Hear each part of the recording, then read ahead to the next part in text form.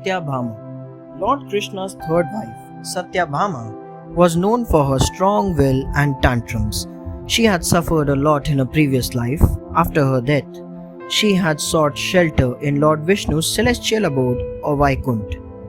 While she was there, she tirelessly served Lord Vishnu. He was so pleased with her services that he promised that she would be one of his wives in his next incarnation. Therefore, Lord Krishna married Satyabhama and ensured to keep her happy always. He did this by doing whatever she wished, regardless of the wish.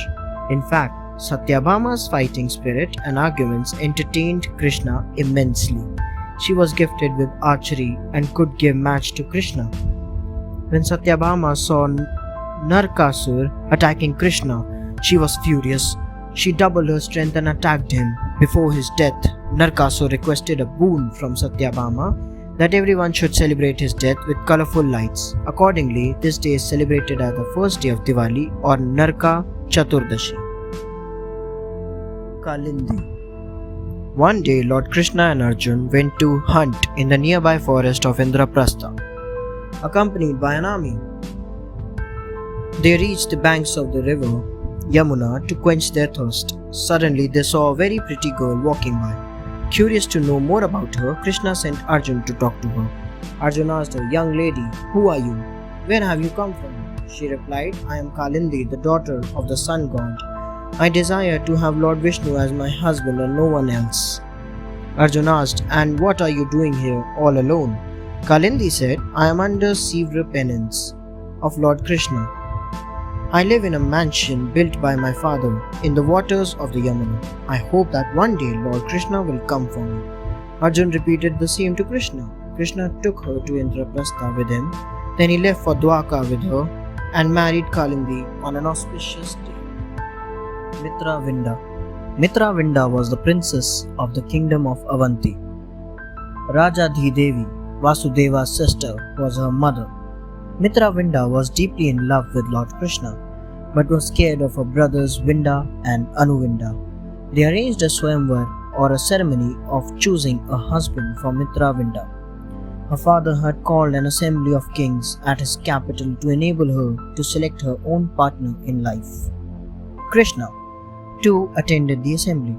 Mitra Vinda's brothers were determined that they would not let their sister get married to Krishna.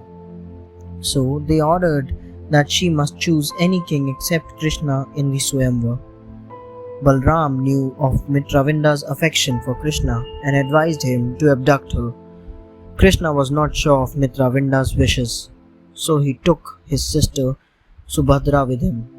She talked with Mitra Vinda and confirmed her love for Krishna. Thus, knowing of her affection for him, Krishna defeated all the other kings in a fight. He took Mitra Vinda away to Dwarka and married her. Nagnajiti. The king of Kosala, Nagnajit, had a lovely daughter named Nagnajiti. King Nagnajit had taken a vow of giving his daughter's hand in marriage to whoever tamed his 7 bulls and put a nose on them successfully. None of the kings who came as suitors could tame the 7 bulls. However, soon Lord Krishna heard about the princess. So he went to the capital of Kosala with a large army. When Krishna arrived, King Nagnajit received him with all honors. Nagnajiti too desired to have Krishna as her husband. When Krishna expressed his intent to marry Nagnajiti, the king mentioned his vow. Lord Krishna expanded himself to 7 forms to fight the 7 bulls simultaneously. He easily tied up nose on the bulls as if it were a child's play. When the other suitors came to fight Krishna, he defeated them too. King Nagnajit was pleased and offered Nagnajiti in marriage to Lord Krishna. Bhadra and Lakshmana. Vasudeva had a sister named Shrutakriti. She had a daughter, Bhadra, who was well known for her beauty and charm. Bhadra was the princess of the Kekaya kingdom. Bhadra's father came to know that she loved Lord Krishna. So he sent a word for Krishna. Krishna agreed and soon married Bhadra. Lakshmana was the daughter of King Madra. He had arranged a swayamvar for Lakshmana, where the archer had to shoot a definite target. Among all the gathered princes, Duryodhan and Jarasandha missed the target. Arjun missed the target intentionally out of respect for Lord Krishna. Krishna hit the target perfectly and married Lakshmana. One day, sage Narada was curious to know how Krishna was faring with all his wives. So he paid a visit to all their houses to verify if Krishna was present there.